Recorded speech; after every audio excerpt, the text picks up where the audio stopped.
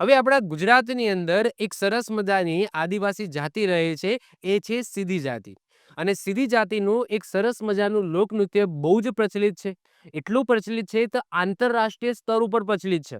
મતલબ કે આપણા ગુજરાતમાંથી છેક દિલ્હી સુધી આ ધમાલ નૃત્ય કરવા માટે સીધી લોકો જાય છે. તો વાત કરીએ આપણે ધમાલ નૃત્યની.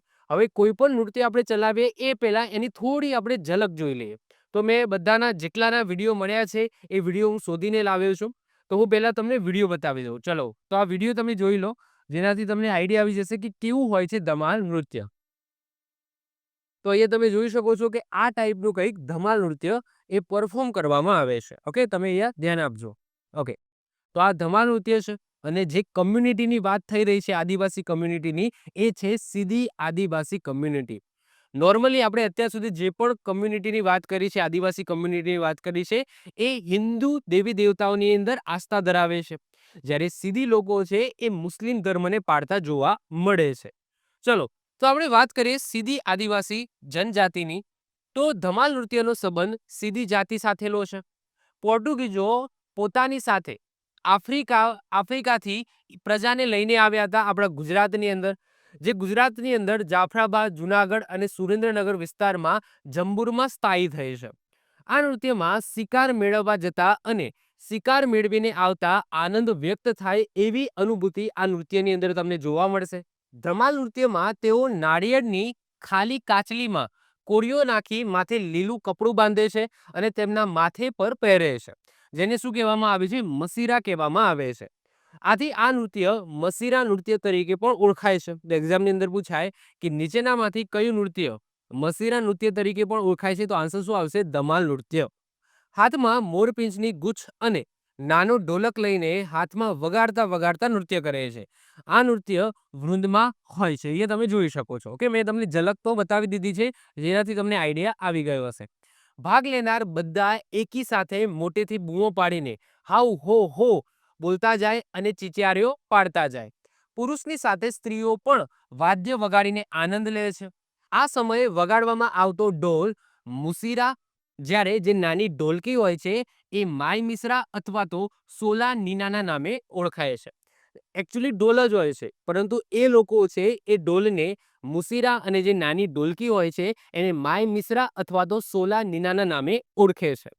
સીડીઓ મુખેથી ગીત ગાતા જાય, ગવડાવતા જાય, ઠેક મારતા જાય અને બધાને માથે મોરપીંછનું ઝુંડ છે એ ફેરવતા જાય. સામાન્ય રીતે સીડીઓ પીરના વાર તહેવારે ગુરુવારના દિવસે, દર માસની 11 અને સુદ બીજના દિવસે આ ધમાલ નૃત્ય કરે છે. ઓકે, વાર તહેવાર આવે, પીરનો વાર તહેવાર, પછી ગુરુવારનો દિવસ આવે અથવા તો 11 આવે અથવા તો સુદ બીજ દિવસે આ ધમાલ નૃત્ય થાય છે. આજે પણ જંબુર અને ભરૂચ જિલ્લાના સીડીઓ દિલ્હી સુધી નૃત્ય કરવા માટે જાય છે. આમ આ ધમાલ નૃત્ય આદિવાસી સંસ્કૃતિનું ઉત્તમ નૃત્ય તમે કહી શકો છો. તો જસ્ટ આપણે આમાંથી કેટલું યાદ રાખીશું, જે મેન છે એ હું તમને કહી દઉં છું. સૌથી પહેલા તો ધમાલ નૃત્ય છે એ કોના દ્વારા કરવામાં આવે છે? કઈ આદિવાસી જનજાતિ દ્વારા કરવામાં આવે છે? તો સીધી. સીધી લોકો છે એ મુસ્લિમ ધર્મને પાળતા તમને જોવા મળશે. સીધી લોકો એમને કોણ લાવ્યું હતું આ ભારત?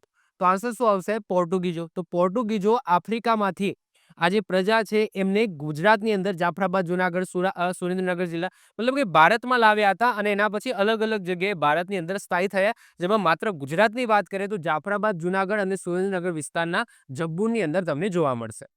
પછી આગળ વાત કરીએ, આ શબ્દ તમારે યાદ રાખવાનો છે કે આ જે ધમાલ નૃત્ય છે એને બીજા કયા નામે ઓળખવામાં આવે છે? તો મસીરા નૃત્યના નામે ઓળખવામાં આવે છે.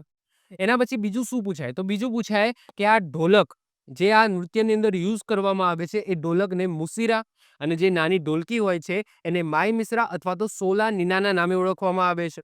બીજી વસ્તુ આપણે શું યાદ રાખીશું? બીજું આપણે એ યાદ રાખીશું કે આ સીધી લોકો છે એ ક્યારે ક્યારે આ ધમાલ નૃત્ય કરતા જોવા મળે છે? તો એક તો ગુરુવાર, વાર તહેવાર, મતલબ કે આવું તો કદાચ ના પણ પૂછાય, પરંતુ પીરના વાર તહેવાર ગુરુવારના દિવસે, 11 અને સુદ બીજના દિવસે આ ધમાલ નૃત્ય કરતા જોવા મળે છે. તો બસ આ જે વધારાની, મતલબ કે આ જે માહિતી મેં તમને કીધી ઉપર છેલ્લી, એ તમારે ખાસ યાદ રાખી લેવાની છે. આવી જ રીતના ઓછા સમયની અંદર મહત્વપૂર્ણ નોલેજ મેળવવા માટે અને મને સપોર્ટ કરવા માટે આજે જ આપણી યુટ્યુબ ચેનલ ટીચિંગ કિશન ક્લિપને સબસ્ક્રાઇબ કરો.